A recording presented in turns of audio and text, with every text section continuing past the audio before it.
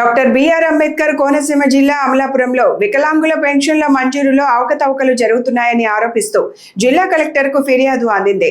ముమ్మిడివరం నియోజకవర్గ వికలాంగుల సంఘం అధ్యక్షుడు ముమ్మిడివరపు రాజేశ్వరరావు పీజీఆర్ఎస్ లో ఫిర్యాదు చేస్తూ అనర్హులు నకిలీ ధృవీకరణ పత్రాలతో వికలాంగుల పెన్షన్లు పొందుతున్నారని ఆరోపించారు.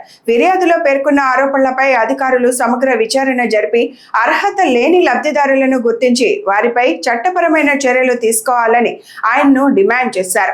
ఈ అంశంపై త్వరలో పెద్ద ఎత్తున ఉద్యమం చేపడతామని కూడా రాజేశ్వరరావు హెచ్చరించారు.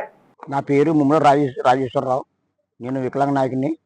నాది ముమ్మిడివరం నగర పంచాయతీ.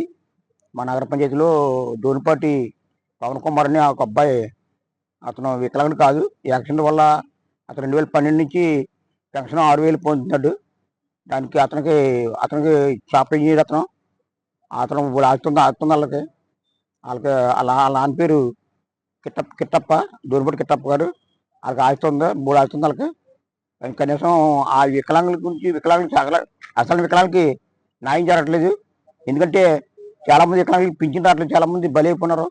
ఇక పింఛన్ లబ్ధి పొందే వాళ్ళు చాలామంది, ఇలాంటి వాళ్ళు చాలామంది దొంగ చేతులు సంపాదించుకుని ఇలాగే పింఛన్ పొందుకుంటూ అతను హైదరాబాద్ నుంచి వచ్చి 10 నెలల పింఛన్ వెళ్ళిపోతాడు.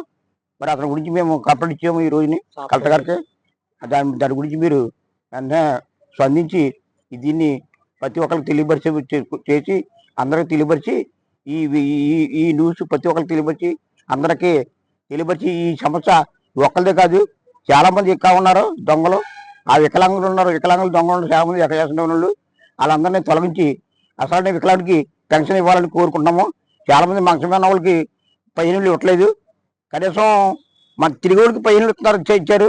అది కూడా చాలా దారుణంగా జరుగుతుంది. అది కూడా ఖండించి దాన్ని కూడా ఖండిద్దాం మేము. దాన్ని కూడా ఖండించి అది కొన్ని రోజులు మేము ఉద్యమం స్టార్ట్ చేద్దామనుకుంటున్నాము. కనీసం దాని గురించి వచ్చాం కానీ అసలు వికలాంగుడికి న్యాయం జరగట్లేదు. సకలంగా జరుగుతుంది న్యాయం అంతానే. యాక్షన్ వాళ్ళకి జరుగుతుంది కానీ మాకు అసలు మాకు పుట్టుతో మేము పుట్టుతో ఉన్న వికలాంగం మేము మాకు న్యాయం జరగట్లేదు. అందుకని న్యాయం జరిగేగా ఉద్యమం చేద్దామని మేము కోరుకుంటున్నాం.